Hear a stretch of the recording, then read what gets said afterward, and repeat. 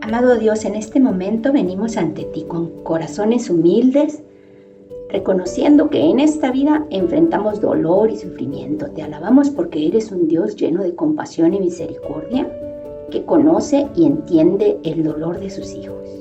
Hoy te pedimos que mires con ternura aquellos momentos en los que el dolor se hace presente en nuestras vidas, ya sea físico, emocional o espiritual.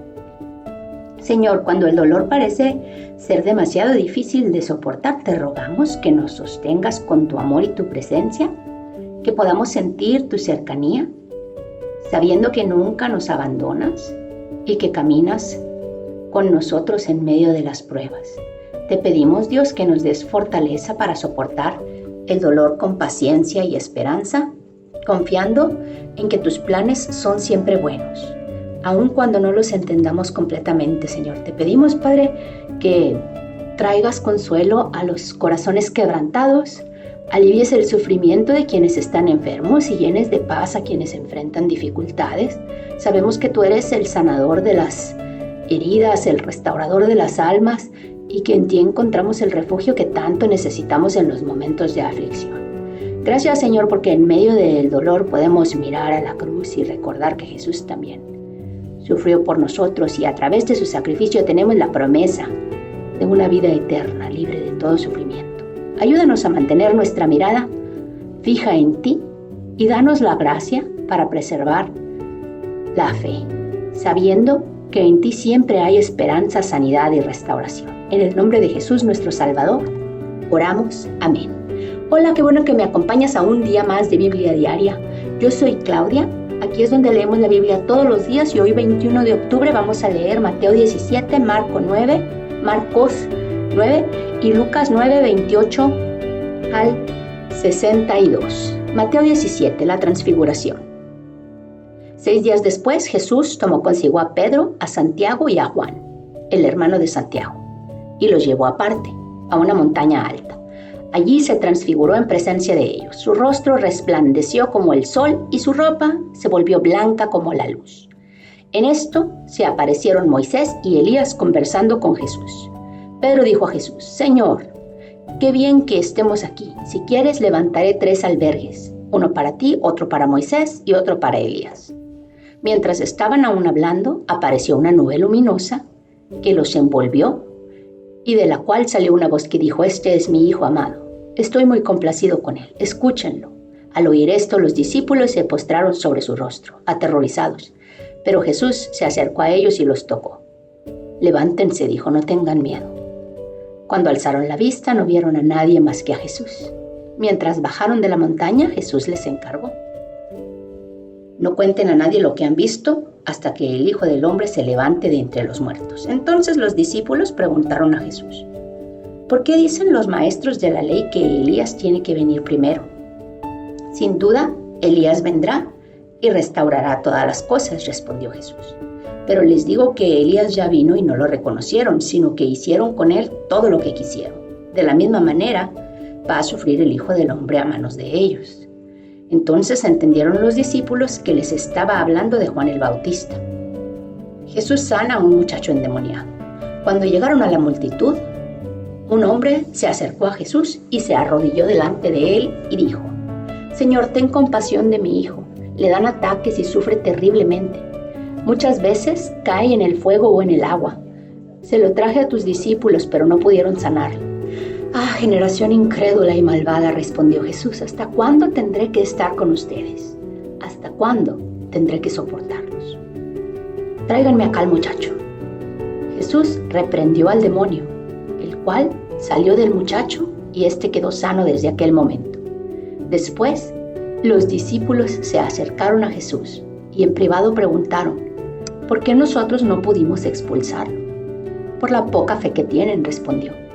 Les aseguro que si tuvieran fe tan pequeña como una semilla de mostaza, podrían decirle a esta montaña: trasládate de aquí para allá, y se trasladaría. Para ustedes nada sería imposible. Estando reunidos en Galilea, Jesús les dijo: el Hijo del Hombre va a ser entregado en manos de los hombres. Lo matarán, pero al tercer día resucitará. Y los discípulos se entristecieron mucho. El impuesto del templo. Cuando Jesús y sus discípulos llegaron a Capernaum, los que cobraban el impuesto del templo se acercaron a Pedro y preguntaron: ¿Su maestro no paga el impuesto del templo? Sí, lo paga, respondió Pedro. Al entrar Pedro en la casa, se adelantó Jesús a preguntarle: ¿Tú qué opinas, Simón? ¿Los reyes de la tierra a quiénes cobran tributos e impuestos? ¿A los suyos o a los demás? ¿A los demás?, contestó Pedro. Entonces los suyos están exentos, dijo Jesús. Pero para no escandalizar a esta gente, vete al lago y echa el anzuelo. Saca el primer pez que pique, ábrele la boca y encontrarás una moneda. Tómala y dásela a ellos por mi impuesto y por el tuyo. Marcos capítulo 9. Y añadió: les aseguro que algunos de los aquí presentes no sufrirán la muerte sin antes haber visto el reino de Dios llegar con poder. La transfiguración. 6 días después, Jesús tomó consigo a Pedro, a Santiago y a Juan y los llevó a una montaña alta donde estaban solos. Ahí se transfiguró en presencia de ellos. Su ropa se volvió de un blanco resplandeciente, como nadie en el mundo podría blanquearla. Y se les aparecieron Elías y Moisés, los cuales conversaban con Jesús. Tomando la palabra, Pedro dijo a Jesús: Rabí, qué bien que estamos aquí. Podemos levantar 3 albergues, uno para ti, otro para Moisés y otro para Elías. No sabía qué decir porque todos estaban asustados. Entonces apareció una nube que los envolvió, de la cual salió una voz que dijo: este es mi hijo amado, escúchenlo. De repente, cuando miraron a su alrededor, ya no vieron a nadie más que a Jesús. Mientras bajaban de la montaña, Jesús ordenó que no contaran a nadie lo que habían visto hasta que el Hijo del Hombre se levantara de entre los muertos. Guardaron el secreto, pero discutían entre ellos qué significaría esto de levantarse de entre los muertos. ¿Por qué dicen los maestros de la ley que Elías tiene que venir primero?, le preguntaron. Sin duda, Elías ha de venir primero para restaurar todas las cosas, respondió Jesús. Entonces, ¿cómo es que está escrito que el Hijo del Hombre tiene que sufrir mucho y ser rechazado? Pues bien, les digo que Elías ya ha venido, y le hicieron todo lo que quisieron, tal como está escrito de él. Jesús sana a un muchacho endemoniado. Cuando llegaron a donde estaban los otros discípulos, vieron que a su alrededor había mucha gente y que los maestros de la ley discutían con ellos. Tan pronto como la gente vio a Jesús, todos se sorprendieron y corrieron a saludarlo. ¿Qué están discutiendo con ellos?, preguntó. Maestro, respondió un hombre de entre la multitud, te he traído a mi hijo, pues está poseído por un espíritu que le ha quitado el habla. Cada vez que se apodera de él, lo derriba. Echa espumarajos, cruje los dientes y se queda rígido. Pedí a tus discípulos que lo expulsaran, pero no lo lograron. Ah, generación incrédula, respondió Jesús, ¿hasta cuándo tendré que estar con ustedes? ¿Hasta cuándo tendré que soportarlos? Tráiganme al muchacho. Así que se lo llevaron. Tan pronto como vio a Jesús, el espíritu sacudió de tal modo al muchacho que éste cayó al suelo y comenzó a revolcarse echando espumarajos. ¿Cuánto tiempo hace que le pasa esto?, le preguntó Jesús al padre. Desde que era niño, contestó. Muchas veces lo ha echado al fuego y al agua para matarlo. Si puedes hacer algo, ten compasión de nosotros y ayúdanos. Jesús dijo: ¿Cómo que sí puedo? Para el que cree, todo es posible. Sí, creo, exclamó de inmediato el padre del muchacho. Ayúdame en mi falta de fe. Al ver Jesús que se agalopaba mucha gente, reprendió al espíritu maligno. Espíritu sordo y mudo, dijo, te mando que salgas y que jamás vuelvas a entrar en él. El espíritu, dando un alarido y sacudiendo violentamente al muchacho, salió de él. Este quedó como muerto, tanto que muchos decían, ya se murió. Pero Jesús lo tomó de la mano y lo levantó, y el muchacho se puso de pie. Cuando Jesús entró en casa, sus discípulos le preguntaron en privado, ¿por qué nosotros no pudimos expulsarlo? Esta clase de demonios solo puede ser expulsada a fuerza de oración, respondió Jesús. Dejaron aquel lugar y pasaron por Galilea, pero Jesús no quería que nadie lo supiera. porque estaba instruyendo a sus discípulos. Les decía: el Hijo del Hombre va a ser entregado en manos de los hombres. Lo matarán y a los 3 días de muerto resucitará. Pero ellos no entendían lo que quería decir esto y tenían miedo de preguntarle: ¿quién es el más importante? Llegaron a Capernaum. Cuando ya estaba en casa, Jesús preguntó: ¿qué venían discutiendo por el camino? Pero ellos se quedaron callados, porque en el camino habían discutido entre sí quién era el más importante. Entonces Jesús se sentó, llamó a los 12 y les dijo: si alguno quiere ser el primero, que sea el último de todos y el servidor de todos. Luego tomó a un niño y lo puso en medio de ellos.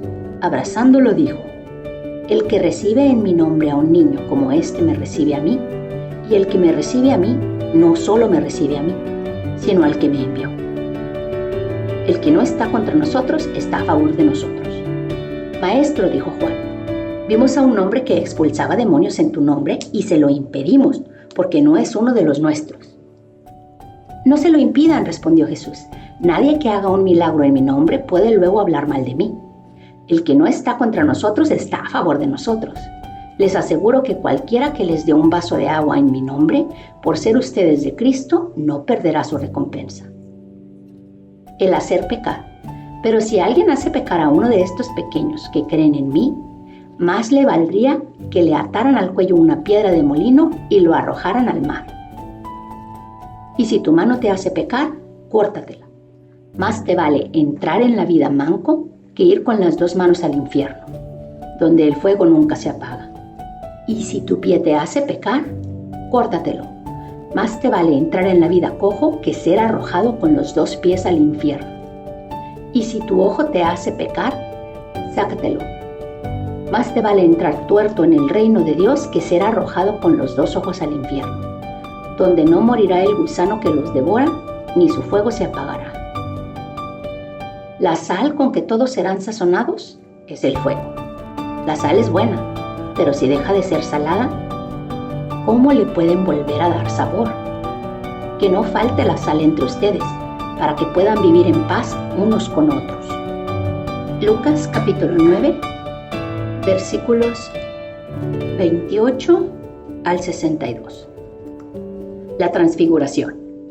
Unos 8 días después de decir esto, Jesús, acompañado de Pedro, Juan y Santiago, subió a una montaña a orar.